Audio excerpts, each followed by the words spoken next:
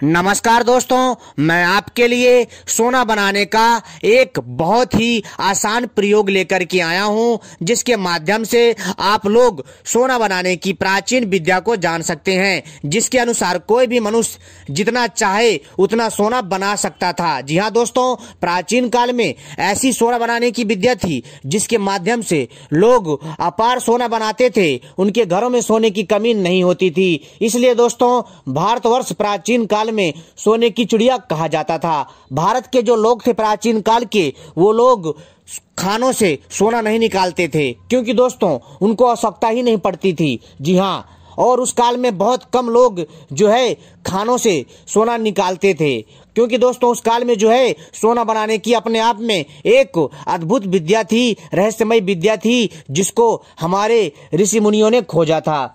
दोस्तों, आज भी कई लोगों के मन में सवाल है और कई लोगों के मन में शंका है कि क्या वास्तव में औषधियों के माध्यम से तथा धातुओं के मिश्रण से सोना बनाया जा सकता है। तो दोस्तों, मैं उनकी जानकारी के लिए बता देना चाहता हूं कि जी हां, औषधियों एवं धातुओं के मिश्रण से, मेल से हम सोना बना सकते हैं। जी हाँ, जो कि हमारे प्राचीन काल के जो बड़े बड़े रसायन शास्त्री थे, जी हाँ दोस्तों, जो बड़े बड़े रसायन शास्त्री थे, वो लोग बड़े ही आसानी से जो पारा धातु था, जो तांबा धातु था, जो अन्य धातुएं होती थी, उनसे सोना बना लेते थे, क्योंकि दोस्तों उनके पास प्राचीन सोना बनाने की अद्भुत विद्या थी, जिससे दोस्तों वो लोग अपने मन के मुताबिक जितना चाहे उतना सोना बना सकते थे, चाहे फिर 1 किलो हो, चाहे 2 किलो हो, चाहे 10 किलो हो। यानी कि दोस्तों जितनी उनको सोने की आवश्यकता होती थी, उसके हिसाब से वो लोग सोना बनाते थे। क्योंकि दोस्तों जो सोना धातु होता है, सभी धातुओं में सर्वश्रेष्ठ धातु माना जाता है, क्योंकि दोस्तों सोना जो होता है अपने आप में बहुत ही शुद्ध होता है और बहुत ही दिव्य धातु होता है दोस्तों, क्योंकि ये धातु जल्दी से खराब नहीं होता है। और वहीं हम अगर लोहे की बात करें, टीन की बात करें या कोई अन्य धातु की बात करें, वो दोस्तों कुछ काल खंड के बाद खराब हो जाता है, लेकिन दोस्तों जो सोना है वो सोना खराब नहीं होता।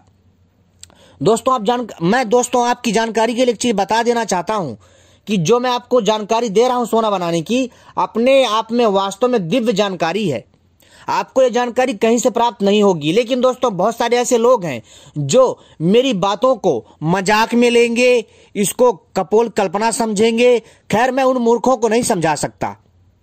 जो मूर्ख बुद्धि होते हैं उनको समझाना पत्थर में सर मारने के बराबर होता है, लेकिन दोस्तों जो विवेकी व्यक्ति होता है वो आसानी से इस विद्या को समझ सकता है। कैसे समझ सकता है? अध्ययन करके। जो मैं कह रहा हूं, तो दोस्तों जो कई दर्शक होते हैं वो इस पर रिसर्च करते हैं, यानी कि इस पर जांच पड़ताल करते हैं कि मैं जो बातें बोल रहा हूं क्या वास्तव में सच थी, ऐसी कोई विद्या थी सोना बनाने वाली। लेकिन दोस्तों कई हमारे दर्शक हैं जिन्होंने खोज करी और उन ग्रंथों का अध्ययन किया और आज भी वो सोना बनाने के कार्य में लगे हुए हैं, लेकिन वो सफल नहीं हो पा रहे हैं, क्योंकि सोना बनाना इतना आसान नहीं है। वो लगातार प्रयास कर रहे हैं और उनमें जो लगातार प्रयास करने की क्षमता है, जो उनके अंदर सोना बनाने का जो उत्साह है, जो जुनून है, वो दोस्तों वास्तव में बहुत ही प्रशंसा के लायक है। दोस्तों आप भी इन विद्याओं का अच्छे से अध्ययन करके आप भी चाहें तो सोना बनाने का प्रयास कर सकते हैं। लेकिन दोस्तों अगर आपको सोना नहीं बनाना है, आपको केवल आपको जानकारी चाहिए, तो दोस्तों मैं आपको जानकारी तो दे ही रहा हूं जो आपके ज्ञान में वृद्धि करेगी, ताकि भविष्य में कोई भी आपसे कुछ कहता है, कोई भी विषय में बात होती है, तो दोस्तों आप उसका जवाब दे सकते हो। क्योंकि दोस्तों सोना बनाने की जो कला है अपने आप में वास्तव में बहुत ही रहस्यमयी है। तो दोस्तों चलिए मैं आपको बताता हूं उस प्राचीन ग्रंथ का नाम, जिससे मैं आपको सोना बनाने की प्राचीन विद्या के बारे में जानकारी दे रहा हूं। उसका नाम है स्वर्ण तंत्र नामक पुस्तक, जिसमें सोना बनाने के प्रयोग हैं। और स्वर्ण नामक तंत्र, जी हाँ दोस्तों, जो स्वर्ण नामक तंत्रम नामक जो ये ग्रंथ है, इसमें अनेकों प्रकार के जो प्रयोग दिए गए हैं सोना बनाने के, ऐसी ही अनेकों पुस्तकें हैं भारतवर्ष में, जिसमें सोना बनाने के बहुत सारे प्रयोग हैं, जिसकी गिनती नहीं है। और उनमें से दोस्तों हम लोग जो है आपके लिए छांट करके ऐसे ही सोना बनाने के प्रयोग लाते रहते हैं, ताकि क्या पता कोई भी हमारा ऐसा साधक निकल जाए जो कि अपने पुरुषार्थ से, अपने मेहनत से इस विद्या में सफल हो जाए और वो दोस्तों जन कल्याण के लिए और अपने कल्याण के लिए सोना बनाना सीख जाए। तो दोस्तों मैं आपको वो प्रयोग बताता हूं, और वह प्रयोग कौन सा है तो दोस्तों चलिए मैं आपको बताता हूं, लेकिन वीडियो को पूरा आखिरी तक देखिएगा तभी समझ में आएगा। और दोस्तों ऐसी ही रहस्यमय जानकारियां पाने के लिए सबसे पहले हमारे चैनल को सब्सक्राइब कर लीजिए और घंटी को भी दबा लीजिए, क्योंकि हम ऐसी ही दिव्य जानकारियां लाते रहते हैं जो आपके ज्ञान में वृद्धि करती है। वीडियो को भी लाइक कर लीजिए।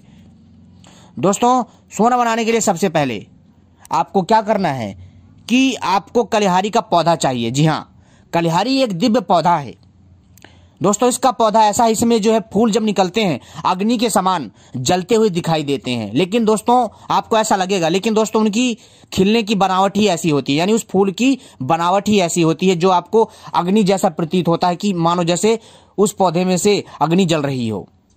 लेकिन वो जो दोस्तों कलिहारी का पौधा होता है उसके जो फूल होते हैं अग्नि की तरह ही प्रतीत होते हैं, लेकिन अग्नि नहीं होते। और जो दूसरा पौधा है वो है दोस्तों वत्सनाभ। जी हाँ, वत्सनाभ। और दोस्तों आपको वत्सनाभ का पौधा भी चाहिए।